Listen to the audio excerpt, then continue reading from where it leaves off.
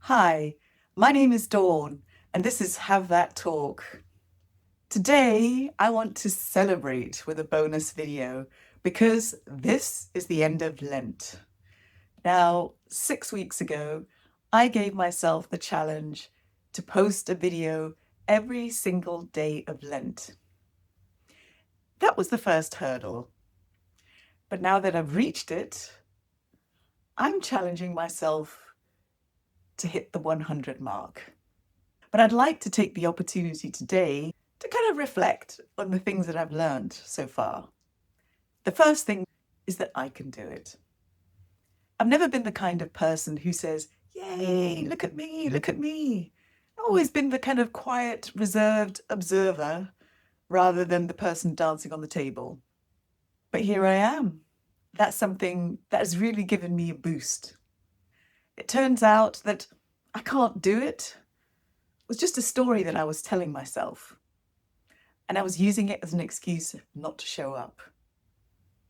So after 6 weeks, I can say I can. The second thing that I realized is that I'm building something.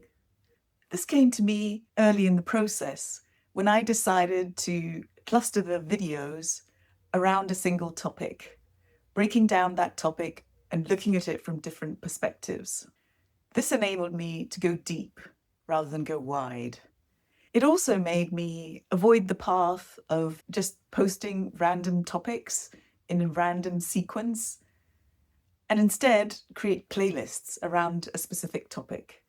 So if you look at the videos that I've posted already, you can do a deep dive into different topics such as how to say no and set boundaries, giving and receiving feedback, influencing with impact, and there'll be many more coming down the line.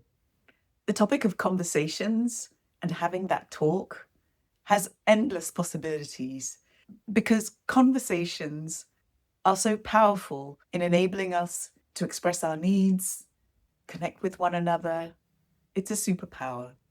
The other thing that I noticed was that speaking out loud, explaining myself to camera with some talking points, but no real script, really forced me to focus, forced me to translate those thoughts in my mind into a more coherent message. And this is a skill that I'm still refining and developing, but it feels more comfortable to me now. And I feel more able to just improvise and riff a little bit more. So, on the one hand, I've been sharing what I know.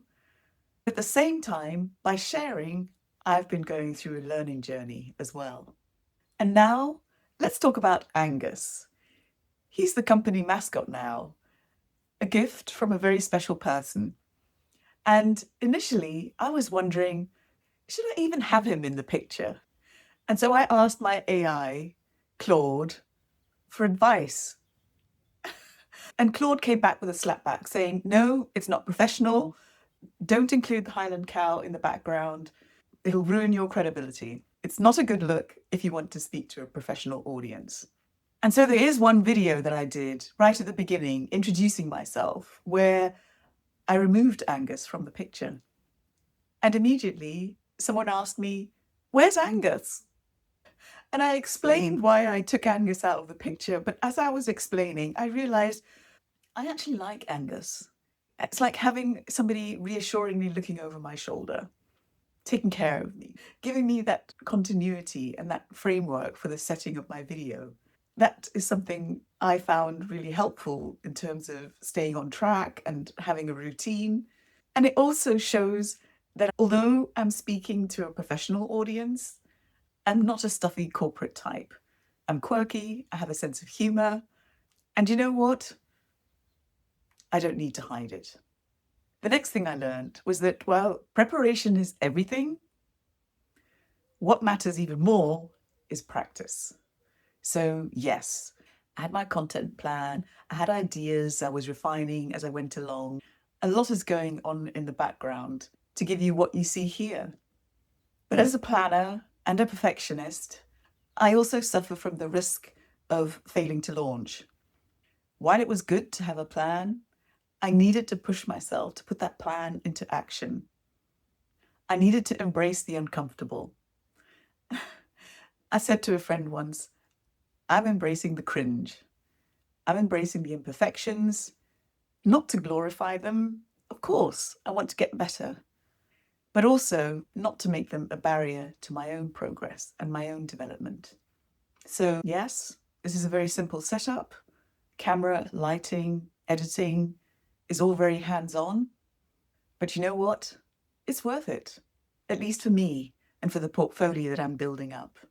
I have something to show my clients, but I'm also showing up by practicing what I preach. A daily video is practice. Overcoming procrastination is practice. Embracing imperfection is practice.